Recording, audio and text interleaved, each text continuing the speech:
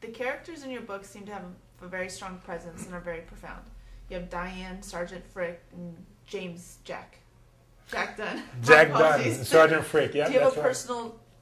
Do they stem from somebody personal in your life, or is it a mixture of events? Yes, they do. Yes, they do. People in the book, people in the book, all have some or have had some indirect effect on my life. They're not the same people, but they're personifications of things within people that I admire.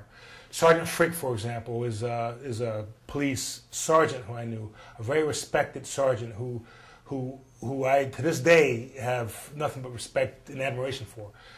He's determined. He's the epitome of perfection and also toughness. So that's who Sergeant Frick is. Likely Jack Dunn is also too, and both of them. It's funny because it's a crossover. Jack Dunn is also someone who I admire, and is also an embodiment, being a police officer, but also an embodiment of a drill instructor. So they're all, two of those characters are all stemmed out of two people I knew, or people who I could relate to.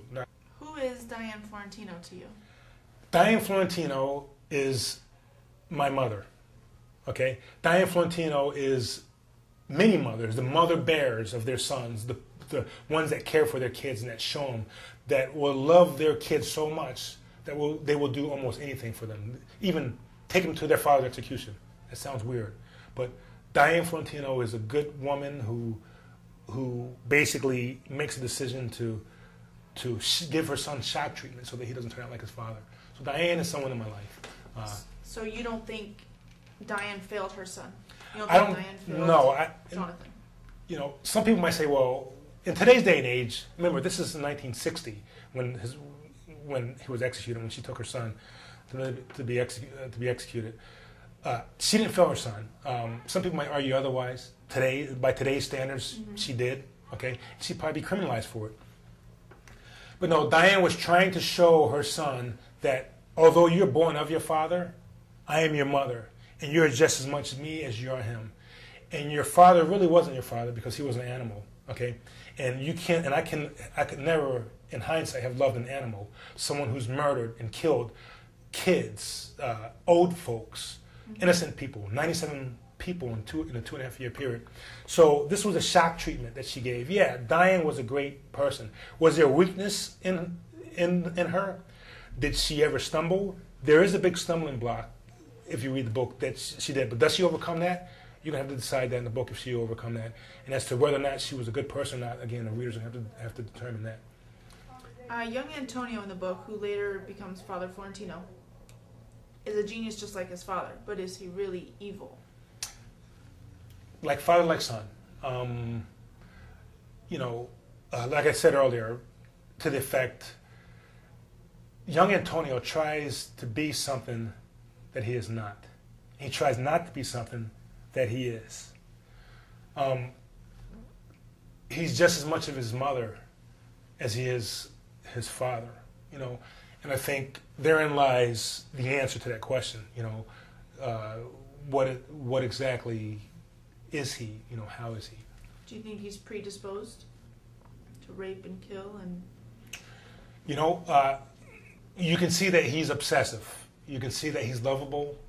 People love this man. He has almost a Jesus syndrome. He certainly stalks, and he does it with intelligence. He does it with the calculation of a serial genius like his father. Whether or not he actually commits to doing a lot of these acts is, again, something that you'd have to read about, I guess, and decide for yourself. But predisposition, I'm gonna go out on a limb and say, yeah, there is a predisposition. I gotta just admit it. I reluctantly have to say, yeah, there's a predisposition in there. Why do you think Diane would take her son at 6 years old? At 6 years old, redemption. Redemption in the sense of, like I mentioned before, a shock treatment of value, showing that she got something positive out of that 5 or 6 year relationship with her ugly husband. And I think this is a redemption for her. It's a sanctification for her and the bond between her and her son. and it was a good thing. And she could only make that decision, that choice. And so, the decision was made by her against the governor's, well, the warden and the governor's decision. She actually appealed. If you read the script and you read the book, she actually appealed to have the decision overturned by the warden to the governor, who reluctantly allowed this to happen. There's also a softer and kind of sad side to the novel.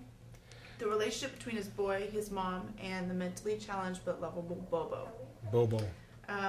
Bobo wanted to be in the army. He seems to kind of harbor a secret that has a profound effect on Jonathan's life. So how did this relationship play out in your mind? Bobo is the, and I hate putting out words here, but Bobo is the epitome of goodness. He's the epitome of the Green Mile. He's the epitome of Michael Clark Duncan. He's that character. He's that lovable character that you just have to love. He's that shoe shiner that will break his back for someone. He'll give his life. That he's tormented. Even it's bad that he's tormented by a guy called Redhead Archie, throughout the book. Bobo is a character that,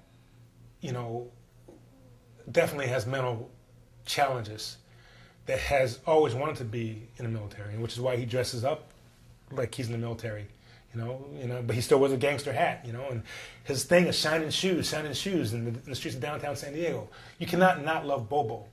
And the relationship played out between him and Antonio was when Antonio saw him one day. He had been beat up by this little 150-pound guy, Redhead Archie, and Bobo was crying in the woods near his school, and the kids were throwing rocks at him. And Antonio, the good side of Antonio, when he was like 9 years old, saw this and immediately loved this guy, and he befriended this guy. This guy, kid for lack of a better word, this 37-year-old, 400-pound giant kid, he became friends with him.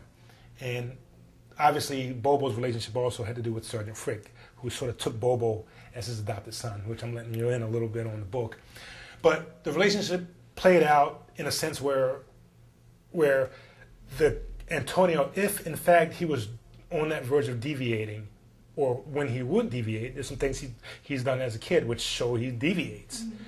Bobo was that stability, like his mother, was that good innocence, and he would do anything for Bobo. And Bobo would do anything for him, and you see that when you actually read the book. I can't actually get into that, but you'll read the book and read the screenplay, and you'll see.